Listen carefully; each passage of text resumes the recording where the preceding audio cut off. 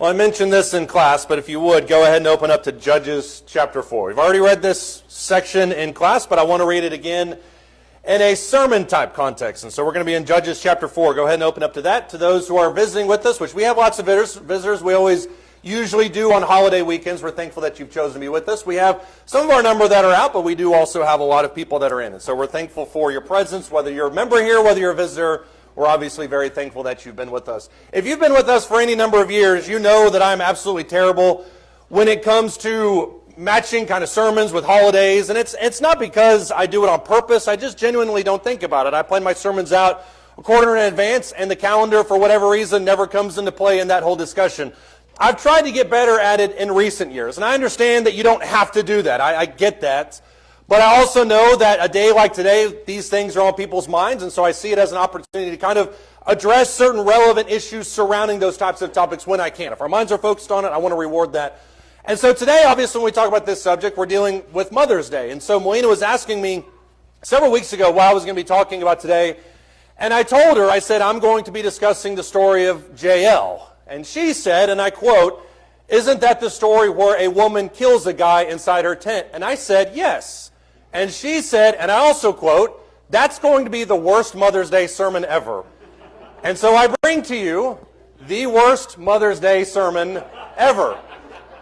And obviously when you're talking about this sermon, it's not anything that normal people would talk about in a subject like this, and there's a lot of confusion surrounding the story. But I would argue, too, that this story is not only very applicable to today's like day, but it's also very simple to understand. It's not really one of those sermons that you have to do any kind of in-depth theological framework on it and try to find the meaning of all these different things. As we discussed in our class, it's a historical narrative. And so as you read it in a historical narrative, you can talk about it, you can discuss it, and then you ask yourself the question we all do at the end of every one of these verses, which is, why is this story here? It's not just a story about a woman that kills a guy. There is a much deeper issue at play here for why these things happen that I think is worth pointing out. But the story itself is pretty much straightforward. If you look in Judges chapter 4, starting verse 1, Deborah, who is a priestess, or is a prophetess rather, tells Barak, who is a judge in that time period, I want you to go fight. The Canaanites are there. They're very powerful. They're very strong. There's kind of been this lull for a period of years. I need you to go fight these guys. Barak, unfortunately, says to her, I'm not going to do that. Even though, and this is by his own words, even though we have God on our side, even though there's all these reasons why we should, I'm not going to go because they have chariots. And that may not mean much to some of us. Obviously, when you look in antiquity, there are a lot of different civilizations that have chariots.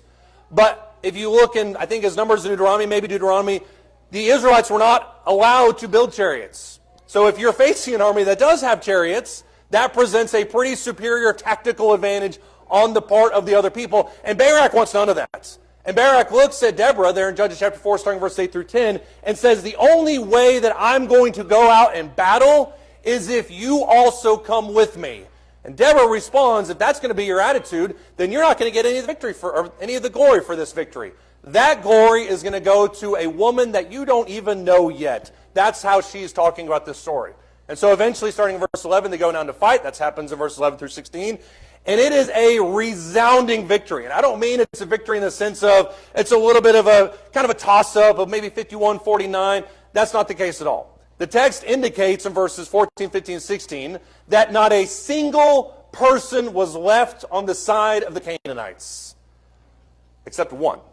And that's where the story begins, starting here in verse 17 with Sisera. Look in Judges chapter 4 and starting in verse 17. Now Sisera, he was the commander of the armies of the Canaanites. Very powerful individual. He fled away on foot, verse 17, to the tent of Jael, the wife of Heber the Kenite. For there was peace between Jabin, the king of Hazor, and the house of Heber the Kenite. As a small kind of side point on all this, the Kenites, as is discussed earlier in this passage, the Kenites are the descendants of Jethro. Jethro is the father-in-law of Moses.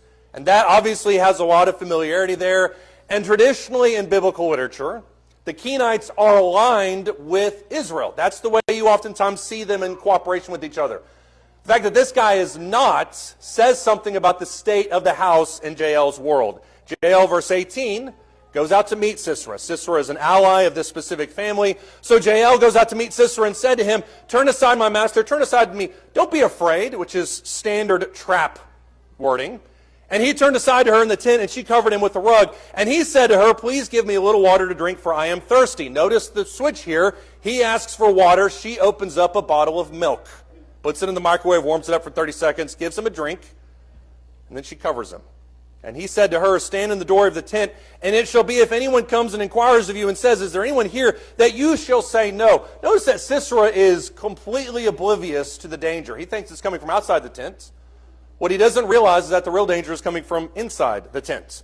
Verse 21, Jael, Heber's wife, took a tent peg, seized a hammer in her hand, and went in secretly to him and drove the peg into his temple. And it went through into the ground, for he was sound asleep and exhausted. And so he died. And behold, as Barak pursued Sisera, Jael came out to meet him and said to him, come, and I will show you the man whom you are seeking. And he entered with her, and behold, Sisera was lying dead with the tent peg in his temple. Verse 23, so God subdued on that day Jabin the king of Canaan before the sons of Israel. And the hand of the sons of Israel pressed heavier and heavier upon Jabin the king of Canaan, until they had destroyed Jabin the king of Canaan.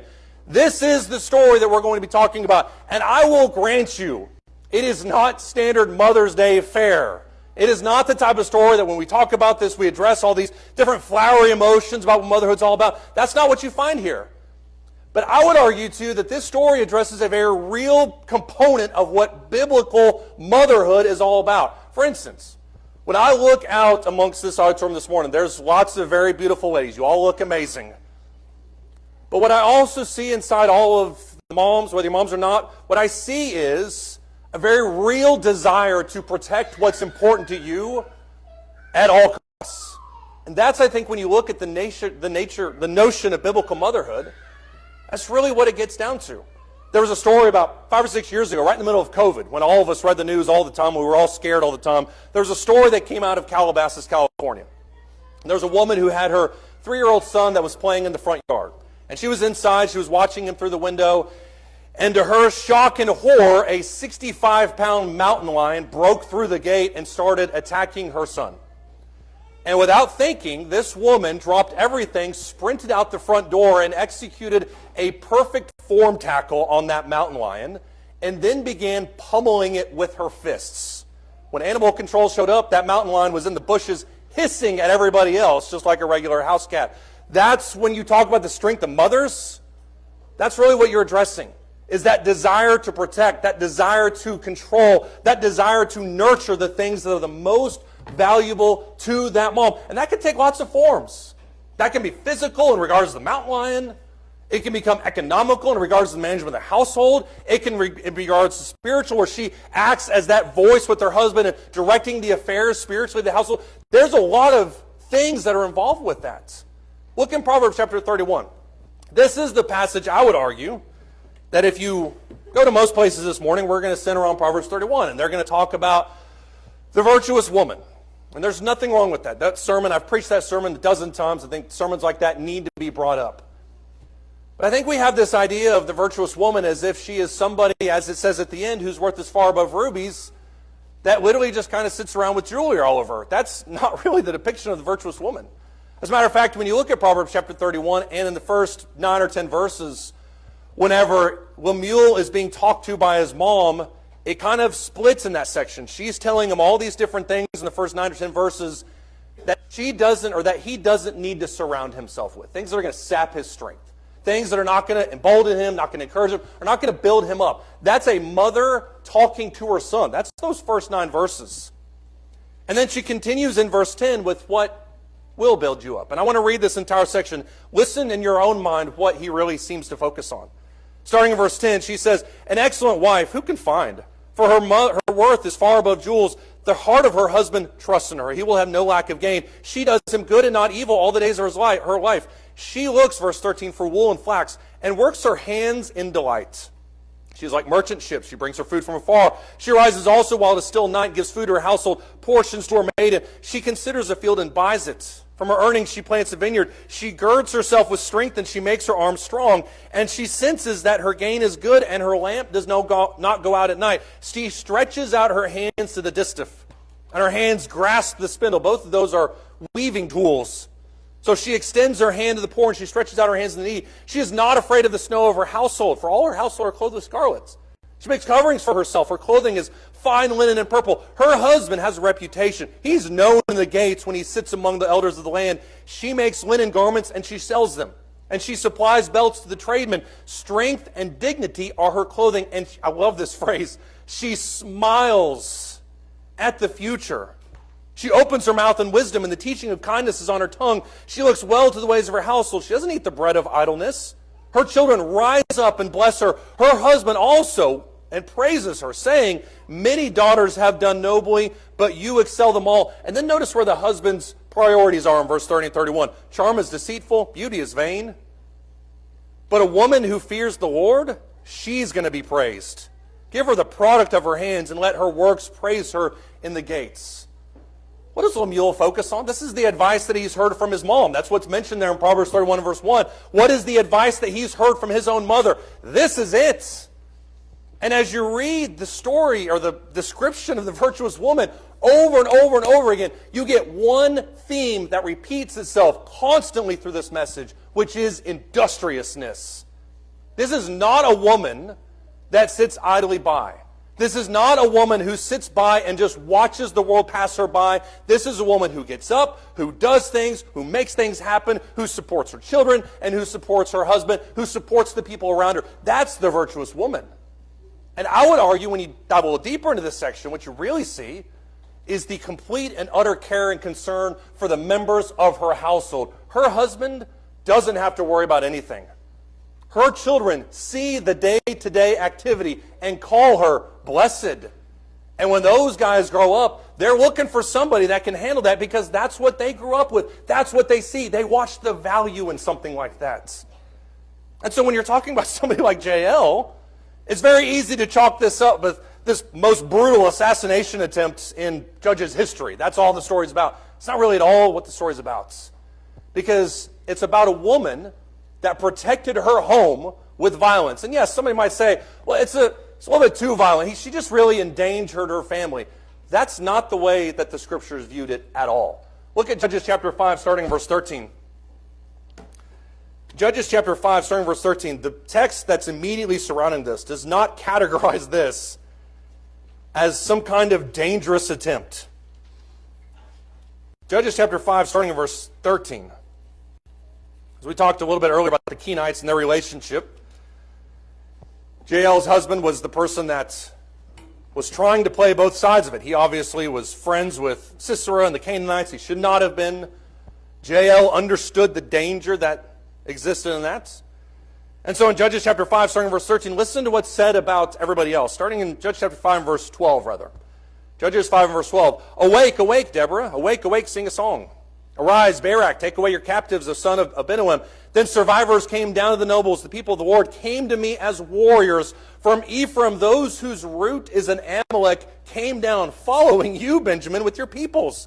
And from Machir, commanders came down. From Zebulun, those who wield the staff of office. And the princes of Issachar were with Deborah. As was Issachar, so was Barak. In the valley, they rushed at his heels. Among the divisions of Reuben, there were great resolves of heart. Stop there for just a second. Because up until verse 15, you have two things happening. Number one, a phenomenal threat that comes at the roots of the Amalekites, who were friends with the Canaanites. Canaanites is kind of a catch-all phrase. And so you've got different ethnic groups that are mixed in with this. The Amalekites are Israel's perpetual enemy. And so when you categorize these people in the same breath as the Amalekites, you're not only talking about a very serious threat, but a very dangerous threat. And as you read in verses 13 down to verse 15, there were some tribes that partnered up with Israel in doing something about this threat. But not everybody. Because in verse 16 he says, why did you sit among the sheepfolds to hear the piping for the flocks? Among the divisions of Reuben there were great searchings of heart. And Gilead remained across the Jordan. Why did Dan, another tribe, stay in the ships? Asher sat at the seashore and remained by its landings. Zebulun was a people who despised their lives even to death. And Naphtali also on the high places of the field. Do you see what's happening there? There are certain tribes that had issues with the Canaanites and the Amalekites coming down and terrorizing parts of their country. There are other tribes that just didn't care. They sat back and they watched the desecration that came into Israel's camp. And they said to them, it's not my problem. As a side note, and I've said this in sermons past, that's one of Saul's great moments, is in unifying these people into one land. At this point, they were fragmented. And so you've got the tribe of Dan and Asher and Zebulun sitting there thinking, well, that's Issachar's problem. I'm not going to deal with that. And that's why Barak has this, or that's why Deborah sings this song in Judges chapter 5, is when everybody else was just watching this immorality take place, people like these tribes and Jael did something about that. And we all know people like this, don't we? We all know people that have two responses, or different types of people have two responses to a situation where somebody sees the danger and they do something about it. A mountain lion is mauling my child. I'm going to go act. And then there are other people that see dangers in their household all the time and yet don't utter a single word. They never once raise their voice. They never once address the issue. They never once talk about it. Jael decided to take action. I would argue, too, that this is an issue not just with people today, but it was back then, too. Look in Judges chapter 3. Go 3 chapters earlier. Judges is known for being a very historical story where you have this happening, this happening, this happening, this happening. But there are pockets inside Judges where the narrative breaks and it gives some commentary on the situation. And starting in Judges chapter 3 and verse 1, he says, "Now these are the nations by which the Lord left to test Israel by them, that is, all who had not experienced any of the wars of Canaan, only in order that the generations of the sons of Israel might be taught war, those who had not experienced it formerly. These nations are the 5 lords of the Philistines, all the Canaanites, the Sidonians, the Hivites who lived in Mount Lebanon, from Mount Baal Hermon as far as Lebo Hamath. They were for testing," verse 4, "Israel, to find out if they would obey the commandments of the Lord, which he had commanded through their fathers through Moses. The sons of Israel lived among the Canaanites." That's exactly what we're talking about in Judges 5 with Jael. "The Perizzites, the Hittites, the Amorites, the Hivites, the Jebusites, they took their daughters for themselves as wives and gave their own daughters to their sons and served their gods." That's the problem with intermarriage in the Old Testament, is you have a blending of cultures that eventually leads to a blending of gods. And so you've got Israelites that are serving Jehovah, even though they shouldn't, or they should be, but they're also serving Baal, even though they shouldn't be.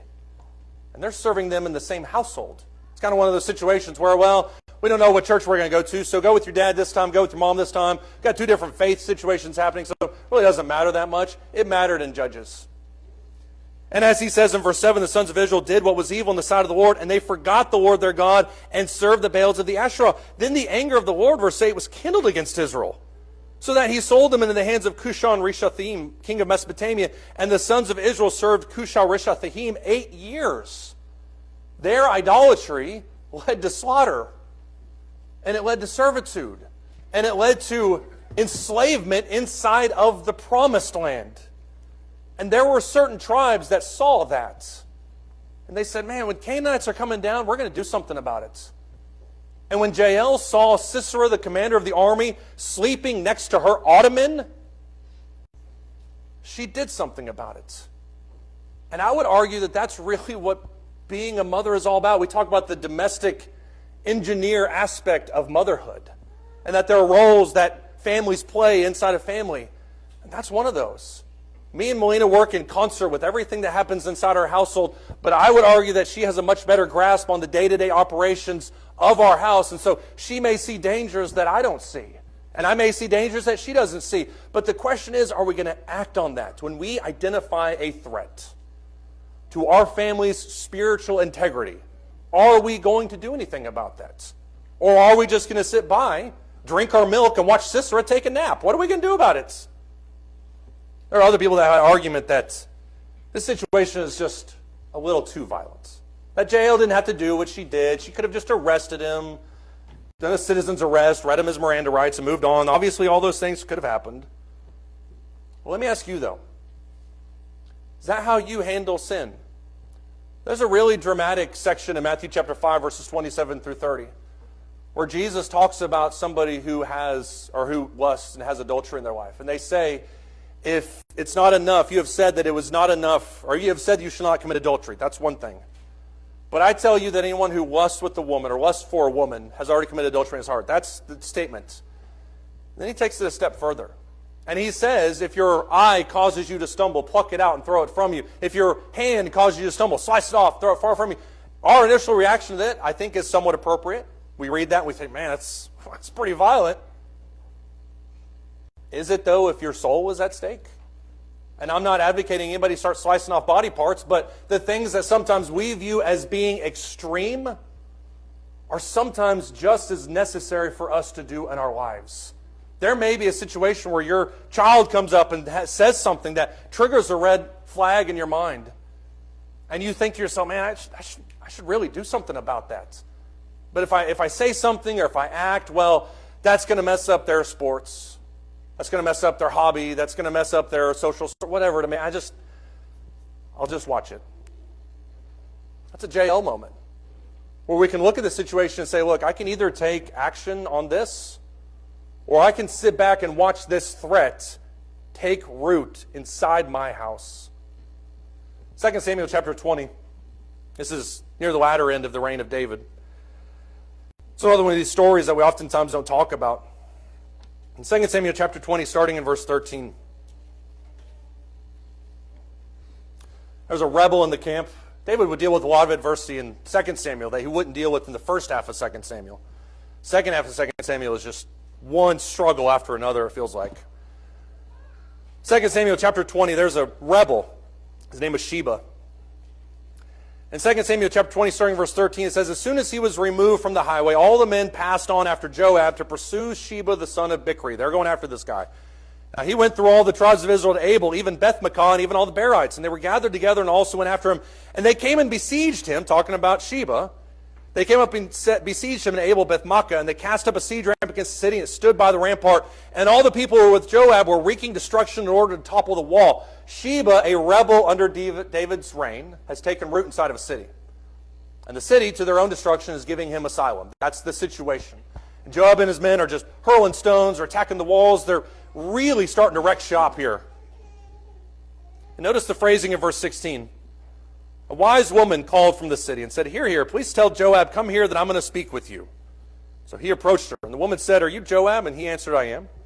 And then she said to him, listen to the words of your maidservant. He answered, I am listening. And then she spoke, saying, formerly they used to say, they will surely ask advice at Abel, and thus they ended the disputes. I am of those, this wise woman says, I am of those who are peaceable and faithful in Israel. You are seeking to destroy a city, even a mother in Israel. And you can view that figuratively, you can view that literally. Why would you swallow up the inheritance of the Lord? And Joab replied, verse 20, far be it from me that I should swallow up or destroy. Such is not the case, but a man from the hill country of Ephraim, Sheba, the son of Bichri by name, has lifted up his hand against King David. Only hand him over, and I will depart from the city. And the woman, wise woman, makes a decision. Behold, his head will be thrown to you over the wall. And the woman wisely came to all the people, and they cut off the head of Sheba, the son of Bichri, threw it to Joab. He blew the trumpet. They were dispersed from the city and each to his tent. And Joab also returned to the king of Jerusalem. This woman saved the day. She could have held out for who knows how long. She could have said, hey, you didn't knock that off because we're not with this guy. He's just here. And Joab rightfully identified there's a threat that is going to destroy your city inside your camp. If you want to do something about it, you do something. And she didn't have to throw his head over the wall. She could have just marched him out the front gates. But she said, if this is what you want, then I'm going to take care of it, and it will be delivered to you. Was it violent? Probably. But how does that violence compare to the sacking of an entire city? You can weigh that all you want in your own mind. It's easy for us to look at situations and say, man, I wouldn't have reacted like that. There have been times in my own life where somebody comes up to me and says, I saw something and I had to take action, I had to do it, I had to fix it. And I look at that and say, man, that's a little extreme. But I don't know the scenario. I don't know the situation. And if it got the problem handled, is that always a bad thing? When we talk about biblical motherhood, it's very easy for us to get up and say that it's all about flowers and it's all about gentleness and it's all about hospitality and all these different things. But biblical motherhood isn't always about gentleness. Sometimes it is involving or is about taking drastic action to protect your family. Go back to the book of Exodus. Exodus chapter 1. You might know where we're headed with this, given the context. But look at Exodus chapter 1. Exodus chapter 1, starting in verse 15. I love the little nods that Moses gives to his own people here. They're so strong. The women are tough. Exodus chapter 1, starting in verse 15. The king of Egypt spoke to the Hebrew midwives, one of whom was named Shiphrah, and the other was named Puah. And he said, and when you're helping the Hebrew women to give birth and see them upon the birth stool, if it's a son, you shall put him to death, but if it's a daughter, then you shall live. That goes with all the cleansing. They're trying to homogenize the nation, exterminate Israelites from inside Egypt. But the midwives, verse 17, feared God and did not do as the king of Egypt had commanded. They let the boys live. And so the king of Egypt called for the midwives and said to them, why have you done this thing and let the boys live? The midwives said to Pharaoh, because the Hebrew women are not as the Egyptian women, for they're vigorous and give birth before the midwife can get to them. So God was good to the midwives, and the people multiplied, became very mighty. Because the midwives feared God, he established households for them. Pharaoh commanded all his people, saying, every son who is born you are to cast in the Nile, and every daughter you are to keep alive. It takes guts to do what these women did. Not only are they in a position of servitude, but they're also in a position of subservience to the most powerful ruler on earth at that point, with the express direct line that they're going to kill them if they don't change their minds. They did it anyways. And that involves the backdrop to Moses' story. Exodus chapter 2, starting verse 1. Now a man from the house of Levi went and married a daughter of Levi. The woman conceived and bore a son, and when she saw that he was beautiful, Moses just had to throw that one in. She hid him for 3 months. But when she could hide him no longer, she got him a wicker basket and covered it over with tar and pitch, and she set it into the child in it, and set it among the reeds by the bank of the Nile, which is not a very hospitable river, by the way. And his sister stood at a distance. If I'm standing there talking to Moses' mom, it might be very easy for me to look at that situation and say, man, that's a little extreme. You could just hide the kid. I know he's beautiful, but you could hide it. After all, it happens in 2 Kings where somebody is hid for 6 years inside the temple. Nobody ever realized he was there. Surely you could find some other alternative, right? Not for Moses' mom. The only alternative she saw, the only option she saw in the scheme of ethnic cleansing that was taking place was putting him in a wicker basket and sending him down a crocodile-infested river, hoping that God would take care of him. Just like Abraham did with Hagar. Just like God did with Sarah. Maybe God will take care of these people. That took guts. And it's very easy for us to sit here in hindsight and say, well, yeah, it all worked out great. Well, yeah, because we read the rest of Exodus. It didn't in that moment. But that drastic action she took in the moment is what saved her son's life. And sometimes we may need to make those. When we're talking about what it means to be a mother, it involves all the flowers that you will get today. Everything that is given to you is 100% deserved. But part of that involves this. Taking action to protect the family, the things that you love the most, even when it's really, really, really, really extreme. And I give credit to Jael for when she saw what needed to take place, when she saw the most direct threat to her family's spiritual situation napping in her living room, she did something about it. It was extreme, but in that case it was necessary for her. She did that. And so I'd ask you this morning, if you're not a child of God, what is it that's holding you back? And maybe that you're sitting here and thinking to yourself, well, none of this doesn't make sense to me. This is all just extreme. I would encourage you to just indulge it for a minute. What if the craziness of Jesus dying and resurrecting, what if that's true? What if that's real? Just allow yourself to think about that. Allow yourself to fully believe in the creation stories and the virgin birth and the things that we read about in Scripture, and take drastic action to save your soul.